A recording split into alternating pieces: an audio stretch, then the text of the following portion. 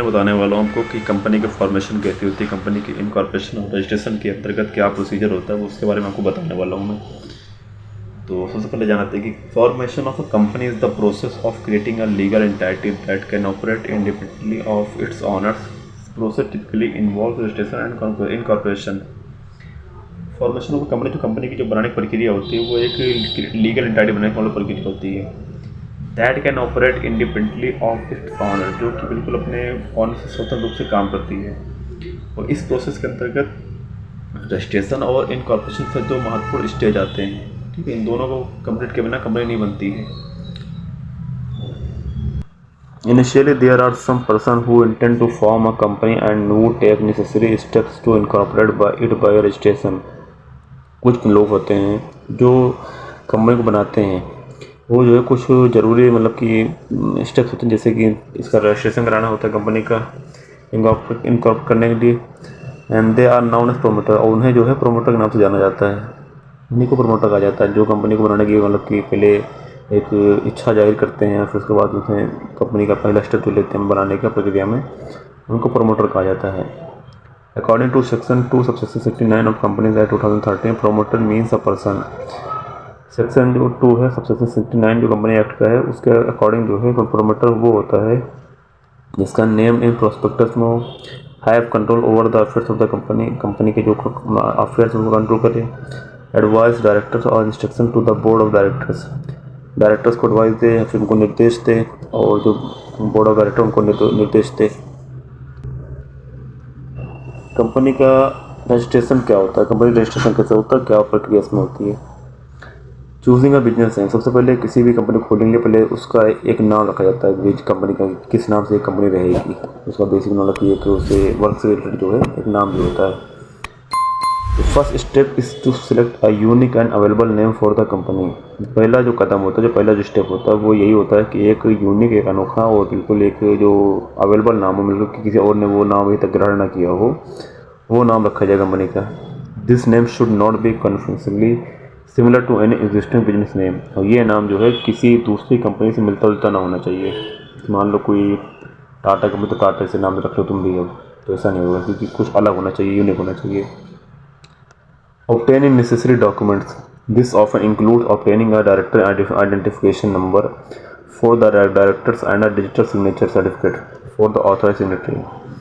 कुछ डॉक्यूमेंट होते हैं जो बिल्कुल ज़रूरी है इसके लिए, क्योंकि कंपनी का जब डायरेक्टर होगा तो उसकी पहचान भी होनी चाहिए। जैसे एक भारत में कोई व्यक्ति है तो उसकी एक आधार कार्ड या पहचान पत्र या फिर वोटर ID है, तो उसकी पहचान होती है। जैसे कंपनी के अंदर क्या होता है कि जो डायरेक्टर्स होते हैं उनकी भी पहचान होनी चाहिए कि इनका नंबर क्या, इनकी कहाँ पहचान होती है, कि कैसे माना जाए कि ये कंपनी डायरेक्टर हैं। तो उसके लिए एक डायरेक्टर आइडेंटिफिकेशन नंबर होता है जो प्रोवाइड किया जाता है, और एक होता है डिजिटल सिग्नेचर सर्टिफिकेट, जो कि ऑथराइज सिग्नेचर जो उस पर कंपनी के दस्तावेज जो साइन करते हैं उनके लिए ये होता है एक सर्टिफिकेट की, वो साइन कर सकते हैं इस पर। Preparing the memorandum and article of association. These document outline the companies objective powers and internal structure. जो मेमोरेंडम ऑफ एसोसिएशन होता है और जो आर्टिकल ऑफ एसोसिएशन होता है, ये दोनों जो है काफ़ी मिलते जुलते हैं, मतलब हैं, लेकिन दोनों का काम थोड़ा अलग अलग है, बताते हैं आपको। जैसे कि मेमोरेंडम ऑफ एसोसिएशन है। A memorandum of association is a legal document that define the constitution of a company। जो मेमोरेंडम ऑफ एसोसिएशन होता है वो एक लीगल डॉक्यूमेंट है जो कि डिफाइन जो मतलब बताता है कंपनी का जो है कॉन्स्टिट्यूशन क्या है, कंपनी का जो है क्या संविधान क्या, कैसे वो काम करेगी, जो भी करेगी।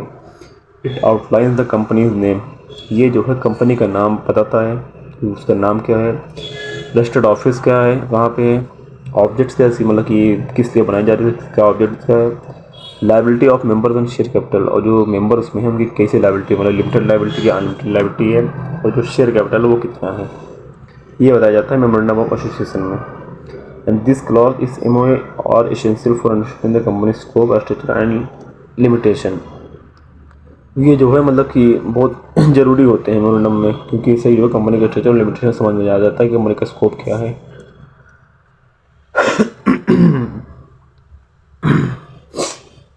अब जान लेते हैं आर्टिकल ऑफ एसोसिएशन।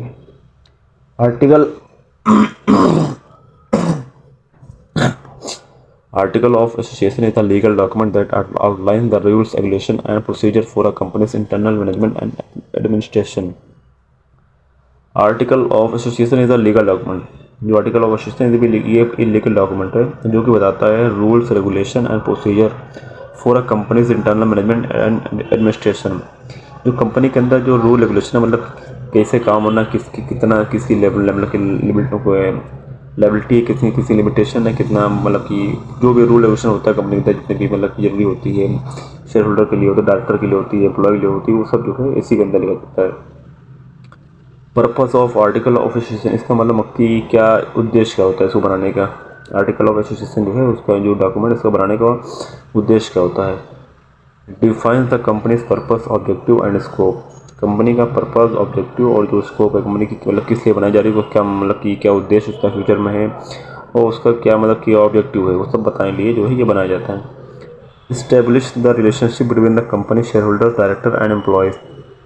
कंपनी के अंदर शेयर होल्डर और डायरेक्टर और एम्प्लॉय के अंदर जो है एक रिलेशनशिप बनाने के लिए ये बात होती है, मतलब ये बनाया जाता है। Outline the rights duties and responsibility of share holder and director. जो शेयर होल्डर की जो रिस्पॉन्सिबिलिटी उनकी और जो डायरेक्टर होते हैं उनकी ड्यूटी और राइट, उनकी क्या अधिकार है, उनका क्या उनकी मतलब कि इसमें दायित्व जो भी हैं उनके बताने लेकिन ये बनाया जाता है article. Provides procedure for decision making meeting and voting. Decision लेने के लिए या फिर कोई वोट करने के लिए, जैसे कंपनी के अंदर कोई वोटिंग होती है डायरेक्टर की, तो उनके मतलब कि बोर्ड ऑफ डायरेक्टर की जो वोटिंग होती है तो उसके लिए जो है ये बनाया जाता है कि इसमें मतलब कि एक प्रोसीजर होता है।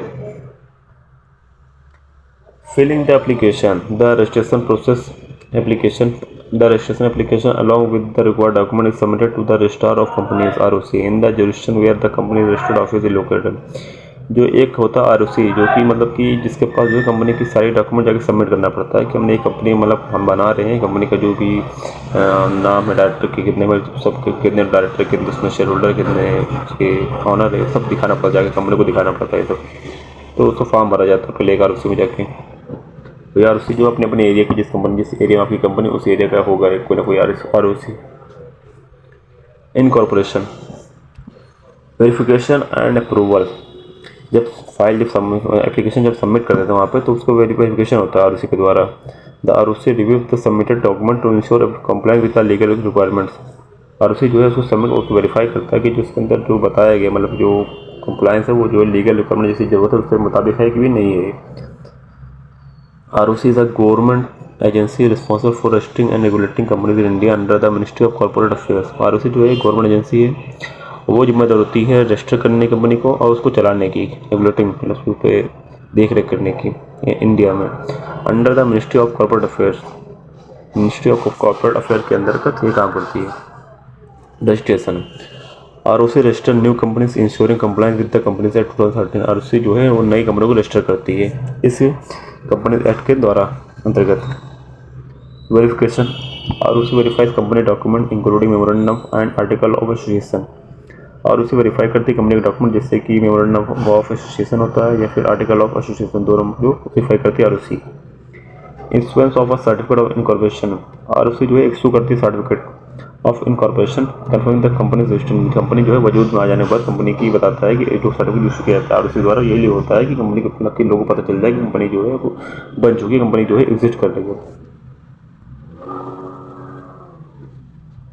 Issuance of certificate of incorporation. If everything is in order, the ROC issues a certificate of incorporation. This document signifies the official birth of the company and grants it legal personality. The specific requirement and procedure for company formation may vary depending on the jurisdiction and type of company being formed. जब सारी चीज़ें okay होती हैं ROC जो मतलब जो आपने application submit किया है तो ROC जो है एक सर्टिफिकेट मतलब कि इशू करता है इनकॉर्पोरेशन का। और ये जो डॉक्यूमेंट होता है ये जो है कंपनी की मतलब कि कब बनाई गई, कब उसकी मतलब एक तरह से जैसे होता है ना कि आर्टिफिशियल पर्सन होती है कंपनी, तो वैसे उसका कब जन्म हुआ, कंपनी की क्या क्या उसकी पर्सनालिटी लीगल वो सब उसमें लिखा होता है सर्टिफिकेट के अंदर। The specific requirement and procedure for company formation may vary depending on the registration and type of company being form. और इसकी जो मतलब कि प्रोसीजर होती है मतलब कि सर्टिफिकेट इशू करने का वो अलग अलग, जिससे कंपनी किस तरह बनाई जा रही है, कंपनी क्या है, मतलब कि पब्लिक कंपनी है, प्राइवेट कंपनी है या कि 1% कंपनी है, मतलब कंपनी भी कई तरह की होती है ना, तो उस कंपनी को देख के इसका प्रोसीजर मतलब कि सेट किया जाता है कि इसके अंतर्गत क्या क्या मतलब कि डॉक्यूमेंट मांगे जाते हैं, क्या क्या उसकी नई नई एबिलिटी होगी, सब देख सुन के उसको ROC इशू करता है। Director identification number DIN. DIN or Director Identification Number is a unique 8-digit number assigned to individual who are or intend to be directors of a company in India. जो director identification number होता है वो एक unique 8 digit का number होता है। वो जो है इंडिविजुअल को दिया जाता है कि जो चाहते हैं या फिर जो बने होते हैं कंपनी के डायरेक्टर्स इंडिया के अंदर। It serve as a digital identification for director. ये जो होती है कि जो नंबर होता है ये जो है डायरेक्टर की पहचान के लिए होता है, वरना कि ये ना दे कोई भी आके कहते हैं मैं किस कंपनी का डायरेक्टर हूँ। ये सिर्फ उन्हीं को दिया जाता है जो कंपनी के डायरेक्टर होते हैं। और कंपनी जो है जब फाइल सबमिट की जाती है तो उसमें ये डायरेक्टर का नंबर दिखाया जाता है कि डायरेक्टर बताइए हमारे डायरेक्टर है, हमारे ये शेयर होल्डर, सबको बताया जाता है कंपनी जाके। और ये जो है उसी तरह होती है जैसे कि किसी ड्राइवर का जो है लाइसेंस होता है, ड्राइविंग लाइसेंस होता है या फिर आधार कार्ड, तो उसमें एक आइडेंटिटी होती है उसकी कि ये सर नाम क्या, इसका फादर नेम क्या, इसका एड्रेस क्या, वो सब लिखा होता है उसके अंदर। Digital signature certificate. A digital signature certificate is essentially a digital equivalent of a physical signature. जो ये डिजिटल सिग्नेचर सर्टिफिकेट होता है ये भी एक जो होता है साइन करने से मतलब एक फिजिकल सिग्नेचर वो होता है कि एक साक्ष्य होता है समझ एक तरह से। और it is a secure electronic document. ये जो है एक मतलब कि सिक्योर होती है इलेक्ट्रॉनिक डॉक्यूमेंट है जो कि वेरीफाई करती है एक इंडिविजुअल या ऑर्गेनाइजेशन की, मतलब कि जो आदमी उसे साइन करता है जो उसका मतलब ऑथराइज सिग्नेटरी बनता है उसकी जो है एक वेरिफिकेशन को मतलब कि वेरीफाई करता है कि वो सही आदमी मतलब कि उसका कंपनी का है वो उसी को मिलता है वो चीज़। In the context of a company formation DSS play a crucial role in ensuring the authenticity and security of electronic filing with the ministry of corporate affairs. अगर कोई आदमी कोई फाइल मतलब कि कुछ कर रहा है ऑनलाइन कर रहा है कंपनी के द्वारा कंपनी तरफ से, तो उसका जो डिजिटल सिग्नेचर सर्टिफिकेट होता है वो उसका मतलब मैंडेटरी होता है उसके लिए, क्योंकि इससे क्या होता है कि थोड़ा कि क्लियरिटी होती है कि पारदर्शिता होती है कि कोई फ्रॉड नहीं हो रहा, कोई फेक काम नहीं हो रहा इसमें, क्योंकि वो वही कर सकता है जिसके पास ये सर्टिफिकेट होगा। उसके बाद नीचे जान लेते हैं कुछ इसमें बेसिक डिफरेंस हैं। रजिस्ट्रेशन और इनकॉर्पोरेशन में क्या डिफरेंस है तो उसको आप पढ़ लीजिएगा एक बार सही से, बाकी तो ऊपर समझा ही दिया हमने। और चलिए मिलते हैं अगले वीडियो में। और आप इस वीडियो को लाइक करते हैं और शेयर करते हैं और अपने दोस्तों को भी शेयर करते हैं, और जितने भी आने वाली वीडियो उनको सबको भी आप वॉच करिए और चैनल को सब्सक्राइब कर दीजिए और जो बेल आइकन को प्रेस कर दीजिए और चैनल को शेयर कर दीजिए। तक लिए अल्लाह हाफिज़।